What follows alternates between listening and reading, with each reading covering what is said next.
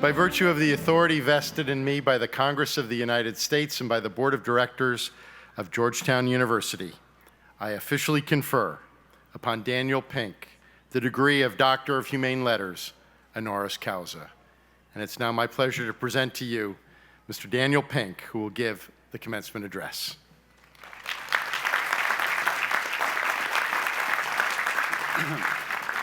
Okay. President DeGioia, Vice Provost Bass, Dean Otter, Secretary Quinn, Father O'Brien, Rabbi Gartner, faculty, staff, guests, and students, thank you for this degree. It's an incredible, incredible honor. I'm so grateful. Before I begin, I want to offer a quick word to all of you soon-to-be graduates. It's been only about 90 seconds, but I have to say, it's awesome being a Georgetown alum. I think you're going to enjoy it. As Denise Keys told you, I spent the last 2 decades trying to understand how people work, how organizations function, and in particular, how we can use social science, psychology, economics, linguistics, and so on to do things a little better.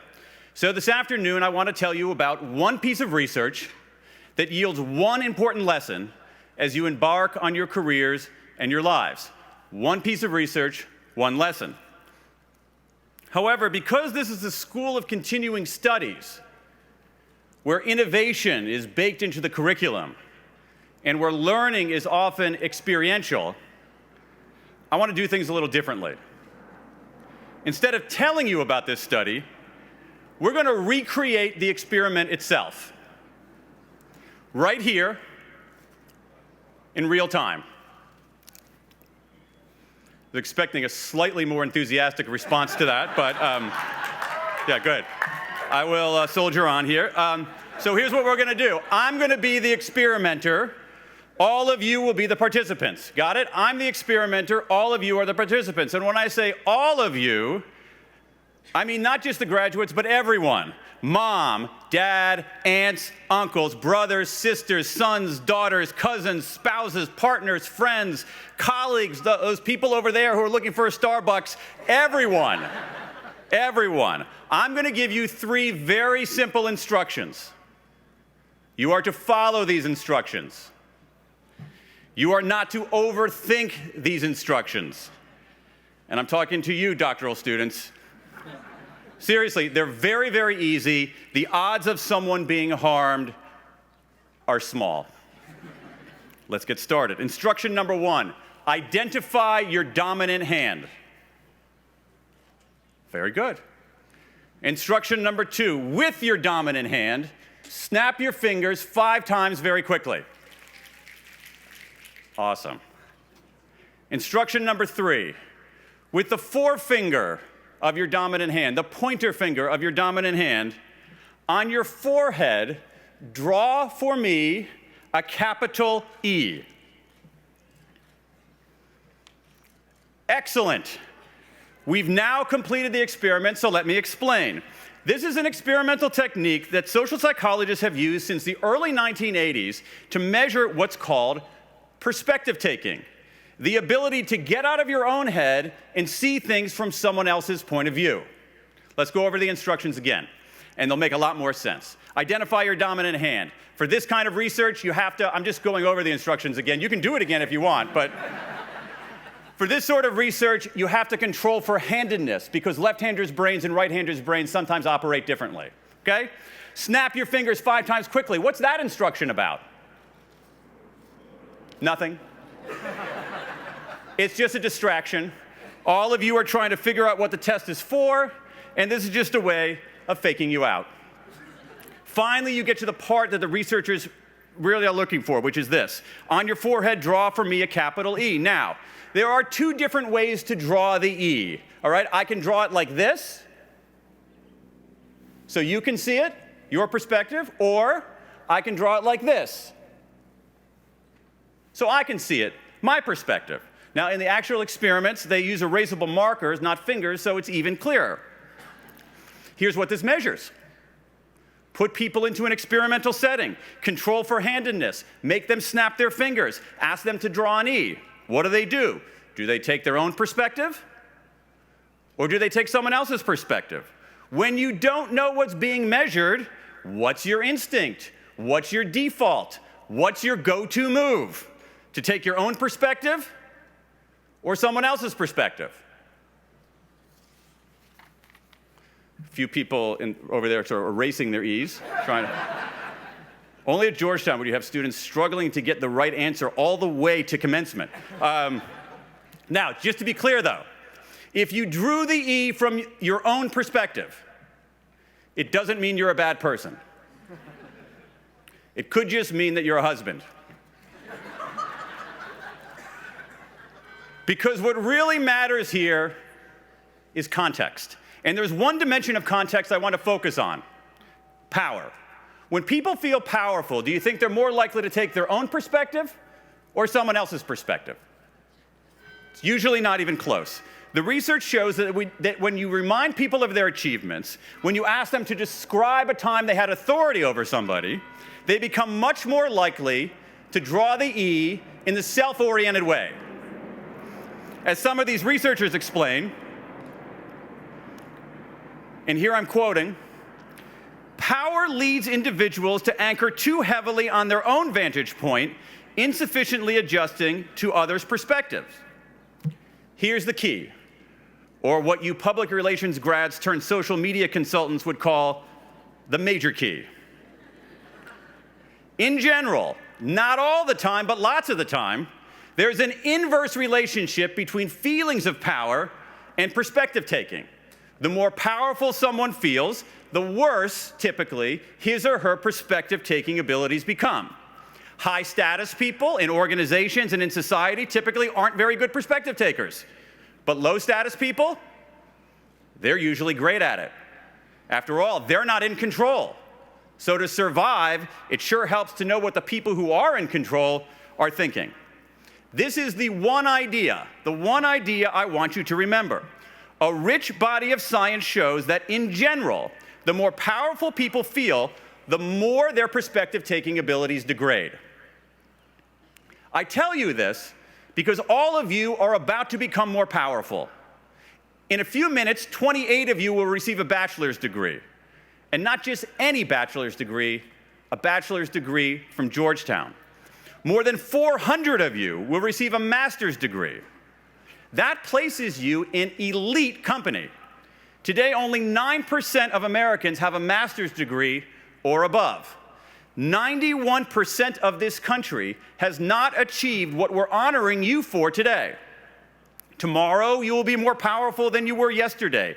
Next year, you will be more powerful than you were this year. As time goes on, your salary will climb, your responsibilities will expand, the scope of your influence, maybe the size of your office, will enlarge. And that's great. You should be powerful. You're really good. And everyone assembled here today wants you to take the education you received and set budgets and allocate resources and hire a team and make decisions of consequence. We want to see you talking on TV and testifying before Congress and making billion-dollar deals. We want you to become a named partner or a CEO or a cabinet secretary, and many of you will. And when you're in these positions, sometimes perspective taking can't be your top priority. If you're an emergency management specialist responding to a massive derailment, or an IT honcho battling a hacker attack, you might not have the time or the luxury to shift perspectives. And yet,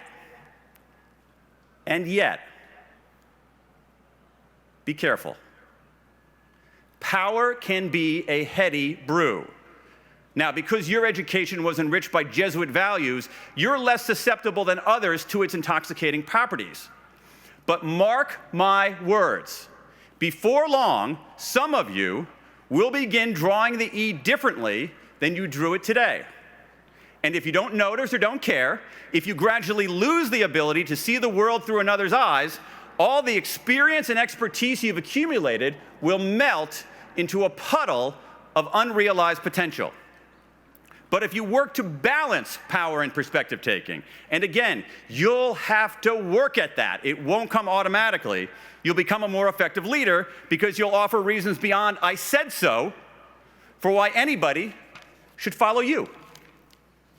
You'll become a more skillful negotiator because you'll understand all the positions around the table. You'll become a wiser decision maker because your judgment will be informed by a wider set of views.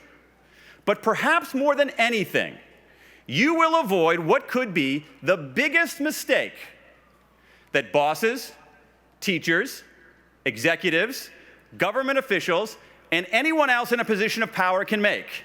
It's a mistake that I've made. It's a mistake that the people on this stage have surely made. It's a mistake that some of you have made during your time at Georgetown. And the mistake is this: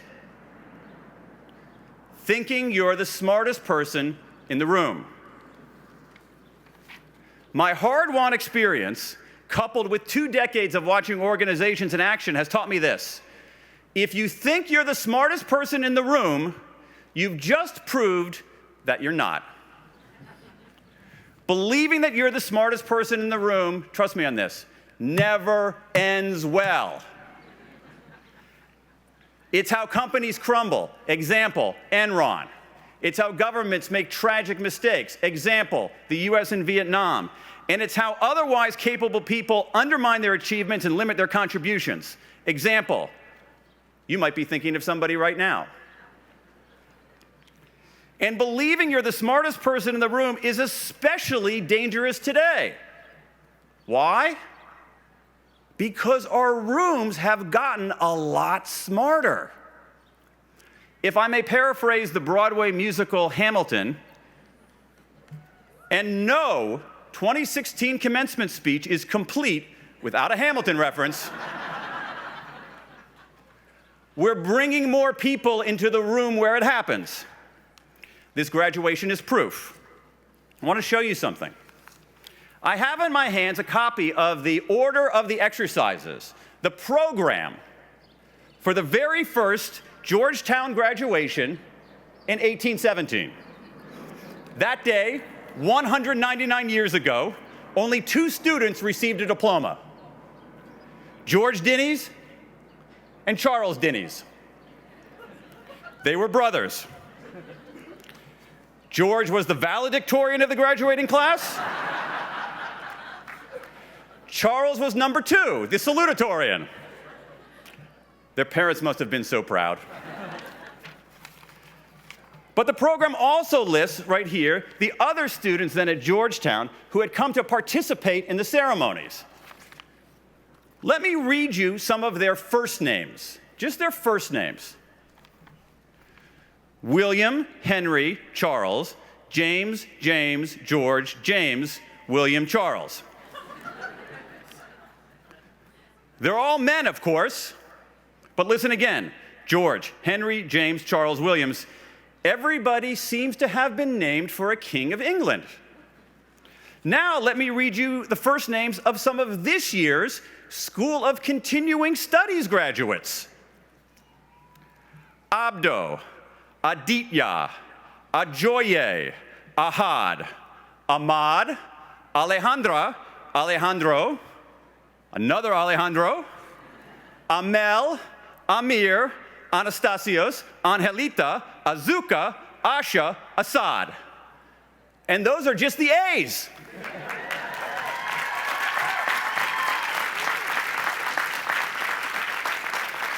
Now, to be fair, you do have one Charles graduating today. Holla Charles Curry Jr. in the Technology Management program. But at this graduation, you've also got a Carlos Ayala Quintero in Public Relations. You've got 2 Georges this year, George Karam and George Dwyer in Liberal Studies. But unlike in 1817, unlike many people imagined in 1817, you've also got a Georgina. Georgina Davia Martinez. I don't have photographs of that 1817 ceremony, but it's a pretty safe bet that not only were all the students men, all of them were white. Look around today. Look around today. More than 40% of the graduates this afternoon are women and men of color. Let me say that again. More than 40% of the graduates today are women and men of color.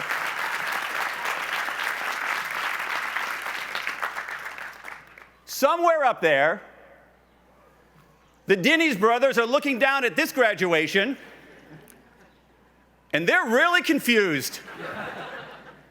These days, it's tough to be the smartest person in the room because our rooms have gotten way, way, way smarter. So don't even try. Instead, my fellow almost alumni, in a few moments, as you exit the stage with your diploma in hand and move through the threshold of the rest of your life, remember the lesson of the E. Use your power, but sharpen your perspective taking. Argue like you're right, but listen like you're wrong. And most of all, follow the most excellent role model of Charles Dinnies, the salutatorian at that first graduation back in 1817, and try to become the second smartest person in the room. Congratulations to the families that supported you, congratulations to the faculty that educated you, and congratulations most of all to you, the graduates, the remarkable, dazzling, boundary-breaking, perspective-taking, change-making Georgetown School of Continuing Studies class of 2016. Thank you very much.